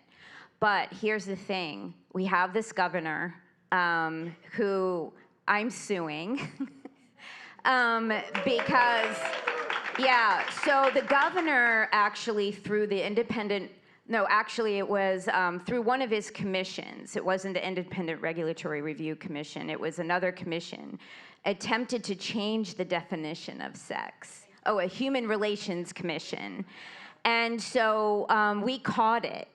And then we sued him because that is not within his scope as the executive branch to be able to do and to legislate that type of thing. So we're trying to hold it at bay. So we have a governor that is literally trying to do it through other means, and it's evil. So I'm suing him. Thanks. Thank you for suing him. Next question. Just so you guys know, we've got about 10 minutes. So just if everybody wants to be able to get their questions in, we're going to have to move fast. Hello, my name is Dawn from Montgomery County. Hold on. Does that microphone, can you put that microphone in a way that she can speak into it? Maybe hold it for her, Lisa. Hello, that's fine? Yeah. Hi, Dawn from Montgomery County, 152nd. I'm passionate about education, that's why I'm here. Also running for school board for the second time. Alex Newman is a passionate education warrior, somebody I see as a mentor. He's a journalist. So with that said, I learned from him that, I'd like to say that history repeats itself unless we learn from it. So in reference to school choice in Sweden was taken up, and yay, they did school choice. But as we have minority representatives and a +1, I believe, Senate majority, we're slightly hanging on there. So as in Sweden, they then went ahead and said, nobody can have homeschooling. So with that said, we have to keep this in mind when we're passing our bills. How are we going to protect the bill when you pass it? So if we take all school choice, it's just going to take a slight snap of a Senate loss, and then they can pass whatever bills are railroad over us and say, nobody can homeschool. Hypothetically, this is America, our constitutional republic. Hopefully we can prevent that, but it's dwindling, and our histories in our schools, we're not teaching it. So with that said, that takes care of my one thing. In reference to the cell phones, I know there's studies out there, if a child looks at their cell phone, they lose many minutes just by one glance of education. So with that said, the cell phone does protect our children against indoctrination. It has provided us evidence of what's happening. So before we slam a bill down and say no child can have their cell phone, what are we putting in place? The Democrats are shoving down our throats that they don't want security, although PA has some schools that have their own security systems and they function fully and well. So with that said, why don't we consider surveillance in the classrooms? Because that also addresses the school shooters. The school shooters, there are just wonderful systems out there that could identify where in the building the school shooters are. And I digress, but. Okay, yeah, I'm trying to find, there's a few questions in there, so if you could just narrow that down to. More statements than, precaution to the cell phone before we pull them away, although I support your bill. And if you want to elaborate, that's fine. And then just caution on. Well, I think there was a question in the beginning there about how we're going to protect homeschoolers from a lot of these school choice bills and others, if anybody wants to address that. One Senate majority. Yeah, so in the Student Freedom Account Act, it cares for homeschoolers with specialized learning options where you could use the Student Freedom Account Act for educational purposes, books, other essential homeschooling things. But and I've heard some concerns from homeschoolers, and it's usually gravitating towards, well, this is a step in the door to force us to adhere to something specific. And to that, I would say, number one, if you don't want to enroll in the Student Freedom Account Act, if this someday passes, which I hope it does, you don't have to. But PDE, to a degree, already has the ability, through their standards, to promulgate anything they wish to homeschool students. The homeschool students already have to adhere to the same standards that public and private do. So I think that concern is a little bit unfounded. Certainly through my bill, it wouldn't happen. But point well taken about, like, we're constantly watching PDE on the stuff they're putting out and promulgating, and we're always watching that department like hawks. All right, next question. We've got 8 minutes. Got it. Yeah. There you go. I run a tight clock, guys, because I don't want everybody running over for a long time. I filed a right to know with my school district for the Title IX training that they were given their staff and administration. And they originally gave me a link where I had to sign away my rights, and I wasn't allowed to talk about it afterwards, so I filed an appeal, and I won. So I'm 3 hours into a 25-hour training, and they use ICS. I forget what that stands for, but it's ICS. And the training talks about 2020 Title IX and then 2024 Title IX, and that it's the Wild West, and that Pennsylvania also has to follow the Human Relations Commission rules. So my question to you is, because they're doing the training, they keep talking about 2024, but then they're saying that it hasn't passed, it wasn't regulations, but this is what we're doing. So they're still training everybody to follow the 2024 regulations that have been repealed. So how do I stop that? When was this training? This training, it actually says 2025 trademark, but I'm not allowed to record it. So it's been after President Trump's executive order. It's been made very clear that we are to be following the original Title IX. They are training against that. They're training against it, yes. Anybody want to address that? Yeah. I would just like, as a new legislator here, I am dealing with this exact situation in a school district of mine, getting prepared for October 23rd for a school board meeting. And this was something that one of the constituents brought up to me, was that the PHRC says that they define sex this way and not the Title IX, the original Title IX way. So I don't know if either one of you have anything on that. Are you part of a Moms for Liberty chapter by any chance? We don't really have an active one in Montgomery County, but I would love to be. I know, Vicky moved to South Carolina. She was a great chapter chair. Thank if you, anybody Madam Chairman. is here from Montgomery County, No, we're next door, so we got you.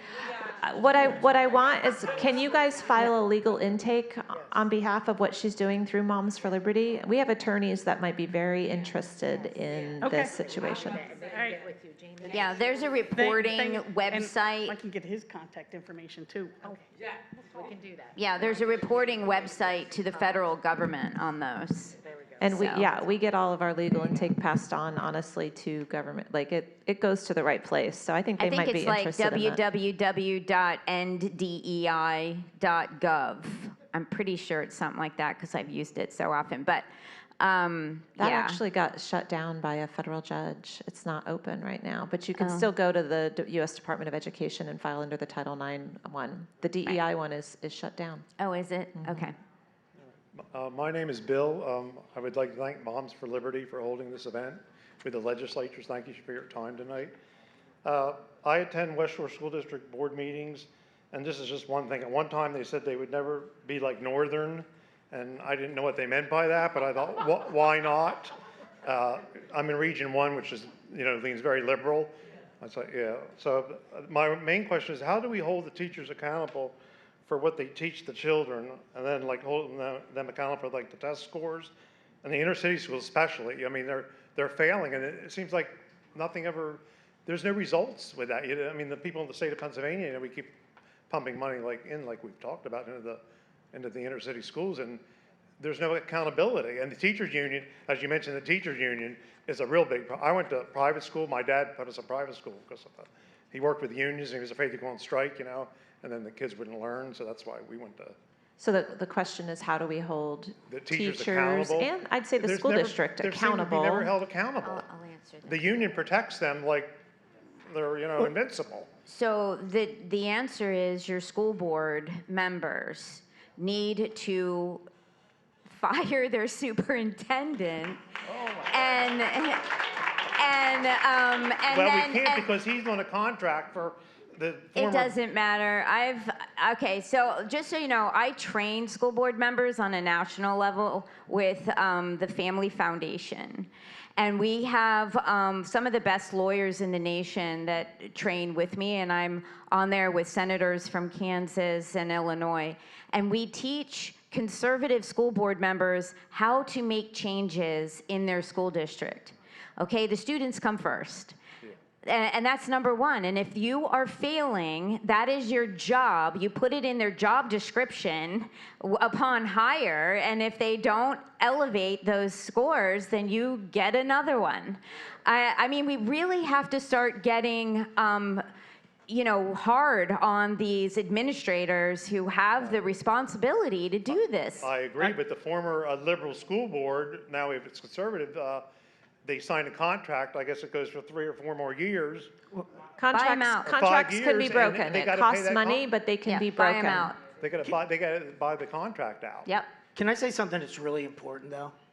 Okay, you, and this is the teacher in me. All right, stop with the all teachers or those teachers, because I've worked with some great conservative teachers. And it's as important as it is to get the bad ones out. And I agree with you. The teachers union exists, and I've said this for 25 years, to primarily protect the 10 to 20% bottom of the pool. And all you have to do is go in your school and see who is filing grievances. It's usually the same 5 or 10 teachers. But as a part of this, empower your teachers that are doing the right thing. Lift them up, because it's exhausting, okay? So But the good please, teachers need to rat out the bad teachers yes, then. well, but see, I don't know. we do. The thing don't. is that the teachers union is the most powerful entity in education. And I can't sit here and say it'd be a 3-hour conversation, but they control. I mean, they put such pressure. If you're a young teacher, you're going to join the union because they scare the crap out of you in 15 minutes that some kid's going to, and it's on purpose, So they get you in, they make their political donations. I always ask the teachers at our school all the time, what are you getting for your $900? And they're like, I don't know. And somebody told me one time, went off on me because I'm taking advantage because I don't pay the dues, but I benefit from the contract. You know what I said to them? Let's get rid of collective bargaining then. Mark Anderson is perfectly comfortable going to the superintendent and saying, what am I worth? I'm perfectly okay with that. But they defend everything that is bad. A teachers union is not a kid union, and they're becoming less and less and less of a teachers union. That's why their membership is going down, because regular teachers are seeing what are we doing here? And there's Okay? great alternatives now, Teacher Freedom Alliance and PETA. some other, there's some great other the groups that state. teachers can go Does to, Florida, so. are Florida teachers in a union? Are Florida teachers in a union? Yeah, it's not mandatory. I'm not sure how it is in Pennsylvania. Yes, we passed a law though when I was a school board member that once they had less than 50% membership, they decertify. And so that's been really helpful. All right, guys, it is 9 o'clock. How many more people have questions? Two more? Let's get the last two questions in, and then we'll wrap it up and call it a night. Hi, my name's Lieza. You actually beat me to the punch. I was just going to say, our great teachers actually are really just pincushions for the unions, for bad administration, for truly poor executives. And I wanted to ask, what do you feel are the best ways, without publicly announcing themselves and opening up more scrutiny, more doxing, more chastising, our great teachers can reach out to you to share their stories with you, to be a wheelhouse of change, and to do so while being protected? Yeah, so this kind of answers your question, but Mark was hitting on this. I think the best way to pay teachers is merit-based. So your good teachers are compensated better, your poor teachers are not. Yeah. Unions will never go for it, never. In fact, I considered and am still considering to make it more palatable to get it passed in the minority of including that into my Student Freedom Account Act bill. Yeah, Joe had me, challenged me to go do, Joe and Barb, to do some research on it. There is a lot of research, and there is a way to do it, and they've found ways it's not good, it is good. But right now for teachers, there's no incentive unless you have intrinsic, you want to do great. You see, I spent 10 to 12 hours a day at school. But I see the guy down the hall, he gets in at 7:20, he leaves at 3:10, he doesn't have anything in his hands when he leaves. So, teachers are tired of it. The good teachers are tired of that. Look, go to your school board. Don't only go to your school board when something's wrong. Go to your school board, you can stand up for 5 minutes and say, look, this teacher, this administrator did this, and they're doing a great job. And do a little bit of that, because that goes a long way to encourage those of us that are trying to do it the right way. Her question, I think, was how can these teachers that are maybe can see new paths forward, maybe want to report some concerns, how can they do that without publicly getting doxxed and shamed? I'm going to tell you, they can contact their local Moms for Liberty chapter. Our chapter chairs talk to teachers all the time, take those stories, find different avenues to expose them. Like sometimes they give us enough information that we can then do a records request on that information, and then we have it. And we're used to getting beat up, so we'll go out there and say that's how we found the information without ever having to expose a teacher. But is there some other way they can approach you all that it can be confidential? I would say don't send them an email. That's public record. That's right. So any other way they can do that? Go to the office. I mean, all of us have open doors. I have teachers come to me all the time and tell me their stories. So in my district office, and we just meet. Yeah. So they have to take time off for that, and I'm sure you are aware. Dedicated teachers don't get that time off. What I wanted to suggest, if at all possible ever, is that there is some kind of free line for teachers to call. Some way possible for you guys to create a line possible for teachers to be able to contact you after teacher hours, where they could have a confidential conversation with their legislators without fear of reprisal. Well, I think all of us up here are willing to meet with you after hours. I have meetings all the time with constituents outside of 8:30 to 4:30. Yeah. So as far as us on the stage setting up a meeting, that's fine. I think there's a lot of legislators like a lot of good teachers. Yes, do their conferences, teachers do their conferences at 2 o'clock in the afternoon where everybody works. Yeah. Good teachers do their conferences at 7, 6, 7, and 8. Correct. Good legislators do the same thing. Yeah. And I So agree. if you need us. A lot of them will. I think Right. meetings are fine, but even just conversations, just having that line of open, teachers are scared. Good teachers are scared, and they have good reason to be. And from a wife of a teacher a good teacher that I rarely see 30 years in, lived through New York through 9/11, came here to Pennsylvania, seen some of the worst days of teaching ever. I just want to say thank you for recognizing good teachers. Thank you. All right, I think we have one more question. Good evening. I was a product of public education as well, and a school teacher, elementary school teacher for 16 years, so thank you for the wonderful things you've said, and there are good teachers. There was 2 other teachers and I that would pray once a week for our school and our community, but there were not so many good teachers either, especially those who loved the union. I was warned and threatened about keeping a Bible on my desk. And I would say, well, why do I need to join the union if I'm doing my job? I have nothing to worry about. And they would say, you need to sign this and pay this money and you'll get a donut. I'm like, well, I don't eat donuts. But And a pin. Did you get the pin too? Yeah. somewhere. But that was before COVID, and when I used to follow the rules. But so now, and teaching was so hard. It was harder than shepherding the hearts of our 5-year-old twins and our 4-year-old. But with that said, I would not send them to public school. And it sounds like, and maybe I'm wrong, that there are some of you in here who are believers. And you probably heard that Rudy Bachman passed away, and he said, don't send your children to Caesar. So I urge you. As a school teacher, I didn't want to homeschool. I can't send my babies. It's not good.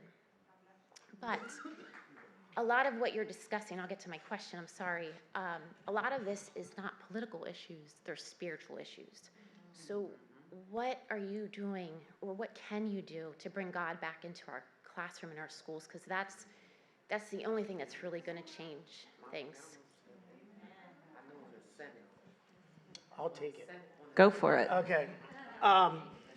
First, let me say, I support 100%, 100%, support every single parent's right to educate their kid how they see fit. I applaud you for homeschooling. I applaud you if you send your kids to Catholic school. I applaud you if you send your kids to cyber charter, but don't give up on your community schools. Don't give up on them, okay? Don't give up on your community schools, okay? We have a small community where I live. It's a true community school. I think that's where it's at, our community schools. So don't give up on them, okay? Even if you're not educating your kid, sending your kid there, and I respect that, and I think that's great, because every kid is different, but don't give up. Now, as far as the God part of it, okay?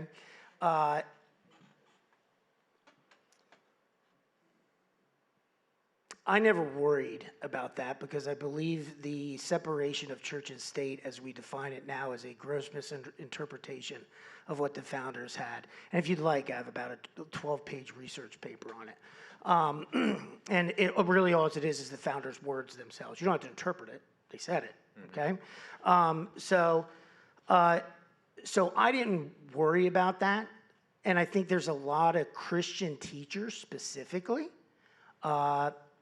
that this goes back to being afraid, because even Christian administrators and Christian board members, be careful, be careful, be careful. I look at it this way. When a kid came into my room and they said, Dad just walked out last night, and they're devastated. 2 things I did, which are against the rules. I put my arm around them. Can't touch kids? BS. If a young lady or young man comes in and they're hurting and they don't have a dad, they need a dad to put the freaking arm around them in an appropriate way. Second thing, I pray with them. I pray with them. We can't legislate God back into schools. We can't legislate families. You know, part of the problem of whether it's extreme rural or extreme poor inner city is that we do not have families that support their kids in school. My daughter teaches in a rural part of Tennessee. She said, Dad, it's the same problems that's in Harrisburg City schools. Exact same problems. Because parents are involved. Can't legislate God. But what you can do, You can support, you can encourage your kids to start a Christian club. They have to do it. And be that light. I had a club called Synergy for about 8 years. Synergy met down at the local coffee shop. Kids came up to me from their Christian club and said, Mr. A, we want to be a light. I said, fine, let's start an off-campus club. We had 35 kids every Tuesday night that talked about how do you live out Jesus in your school. To make the school, not force your faith on somebody, but how do you live Jesus in the public school? So my thing is, be bold. Be bold. Encourage your teachers to be bold and encourage your kids to be bold. Because I'm going to tell you what, this is a challenge, and some of you might not like it, but if you take every Christian kid out of the public school, now there's no Jesus in the public school system. I agree. 1 second. We are going to give everybody like a wrap-up final statement here. We've got to shut it down. But I will just want to say, if you're a teacher and you're being told you can't be a faithful person for however that is, and if you have a student that's not allowed to pray or bring their Bible or read their Bible, please contact us. We work with a lot of public interest law firms that would love that case. And so we're going to wrap up now. I know each of you have said you got one more thing you want to say, so finish us out strong. Okay. So Leonard Ravenhill said, he's one of my favorite preachers, spiritual revival changes the moral atmosphere of a community. And the best example, and I've studied Christian revival in America extensively. The best example that I can find is Charles Finney in the city of Rochester, New York. So he sent intercessors ahead. They prayed for weeks and months. Then he showed up and he preached the gospel. And the effect was it actually changed the moral atmosphere of Rochester, New York. Crime went down. Dads were more involved. The whole gamut. So yes, we can't really legislate a lot of what we're talking about here, but if we actually get spiritual revival and reformation in this country, it would bleed into the schools, trust me. I agree. And I apologize if I come across at all anti-teacher. I'm not at all. My dad was a teacher and I went to public schools, so all my kids went to public schools. There is some legislation at the national level for allowing children to get to have religious teachings as a special. I think it's called the Red School Bus. There is an organization that they come with a bus, and if your school board allows it, they can go, and that's their special. So I know they're doing it in Ohio. They're doing it in some of the other states. So that's just an idea. If that's something Moms for Liberty wants to look into and push, I'm perfectly fine with that. Every morning I put on the full armor. I do. I pray every morning. And I pray for the kids. And I pray that, we can turn our state around and, up and support our children, both faithfully, civically, in every way. And I'm just not going to stop, plugging along. And I just really want to say thank you for everybody showing up tonight. I think you guys are running a great organization and providing a voice for so many people. My door is always open. If you want to give me a shout, I'm more than happy to meet with you. Number one, Barb answered this. Every single one of you can pray. Everybody can do that. You can pray whenever you want, wherever you want. So pray for our schools and pray for our kids. We have a great group of teachers in our community that are in constant prayer for our school. You can always pray, first and foremost. Secondly, you have to love kids, not just yours. You have to love the next generation. And that is all kids. Because when we start talking about, oh, that or this, or that kid chose that, or this kid chooses that, remember, okay, we can be angry and we can fight against, how people are indoctrinating people. And I agree with all of that. And but you've got to love every single kid, even if you don't like the behavior or the choices of that kid. And understand that. And you have to not look at somebody and say, oh, they have a different color hair. My word, they have 15 earrings out of there. You know, I got rid of that a long time ago. All right? Remember, they're 8, they're 12, they're 15. Their minds aren't even, when you're talking to a 15-year-old, the mind is only about 70% developed. Okay? You've got to love them all and meet them where they are. Okay? And so one thing I miss Northern High School every single day and meeting kids where they are. Now, again, it was my life, so it's ingrained in me. But we've all got to love kids that way. We keep bringing up Charlie Kirk. I keep bringing up, and I watched Charlie Kirk years and years ago because I loved the campus thing when he started it. He's never mean to somebody that talked to him. Never. He never even criticized them. Watch him talk. You know, Tyrus on Fox News, I heard him say, you know what? He's the only one of us, meaning conservatives. And I won't say it exactly how he said it, but he said, he's the only one that I know of that let any a-hole come to the microphone and speak and listen to them. So listen to our kids. Listen to them, okay? And understand where they are. Fight for what is right, 100%. But when it comes down to the individual kid, love them, listen to them, and understand why maybe they're making the choices that they're making. Why? Understand them. Listen as much as you speak. Thank you. And you got the final word, sir. Okay, I have something a little different. How many of you, just by a show of hands, are actively involved in Moms for Liberty right now? And wait, before let me define active. How many of you put in at least an hour per week that's being active in Moms for Liberty? Can you just raise your hand? Okay. Now, how many of you are not actively involved in Moms for Liberty? Please raise your hand. Okay.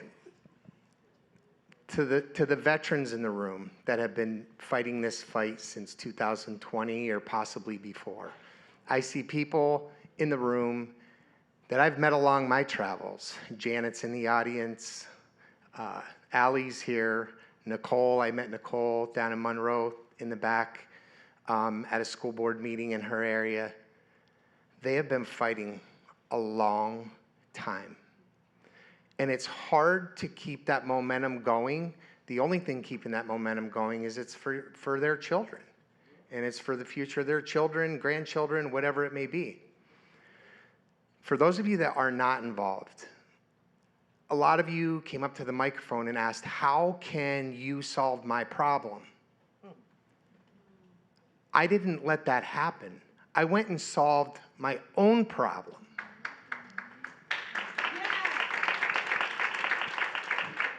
And some of you might be coming to an event like this for the first time thinking, okay, well, what do I do from here? There are plenty of people here that can take an hour of your time and tell you how to use it. I promise you that.